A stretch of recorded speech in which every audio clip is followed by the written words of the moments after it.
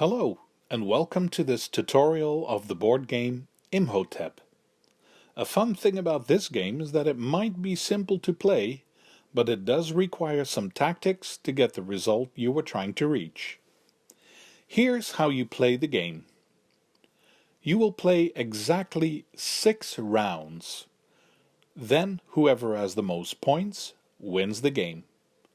Some points you receive instantly, some points at the end of every round, and some points at the end of the game. So again, you'll play 6 rounds, and whoever has the most points wins the game.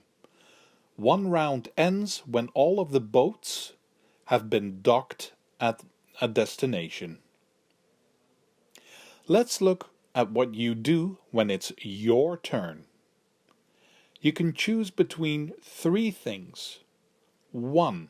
You take up to 3 cubes from the quarry and place them into your supply on this little board. Or 2. You take 1 of the cubes from your supply and place it on any available space on any boat, as long as the boat isn't docked yet. Or 3. You take 1 of the boats and dock it at one of the game's locations. So when it's your turn, take from the quarry, place it into your supply, or place 1 of your cubes on a free space on the boat, or you dock 1 of the boats.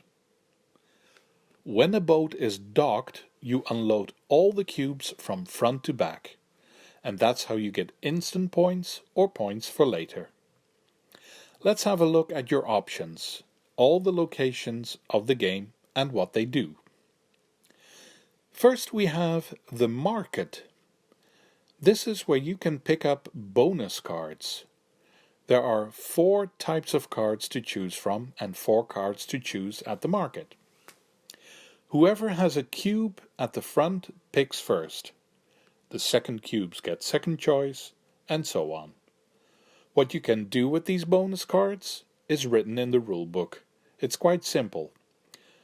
So in short, go to the market to get bonus cards. Next we have the tomb. Here you go to get points at the end of the game. The object is to try to have all the cubes of your color touch each other. The more that are connected, the more points you get at the end of the game. Again, when you dock a boat here, you must unload the cubes front to back. And as you can see by the arrow, you place the cubes from up to down, and then row by row. So, the tomb is the place where you go to get points at the end of the game. Next up is the pyramid. Quite simple. When you put a cube here, you immediately get the points that are written on the space where you put it. For example, I put my cube on the space with a 3, so I instantly get 3 points. By now you know that when a boat is docked here, it's unloaded front to back. And just like with the tomb, the cubes are placed top to bottom. So the pyramid is for instant points. Next up we have the temple, which might sound a bit more complicated. The temple gives you points at the end of each round. You get 1 point for every cube of your color that you can see from the top looking down. When you've docked the boat here and are unloading it front to back, you place the cubes from left to right. At some point in the game you'll have reached the end of the row. In that case you start back at the left and build on top of it. This way some cubes won't be visible anymore, and then they won't get any more points at the end of the round. So, again, at the temple you go to build a little wall, And at the end of each round there's 1 point for each of your cubes that are visible as seen from the top. Here's an example. This little wall shows all 4-player colors mixed up.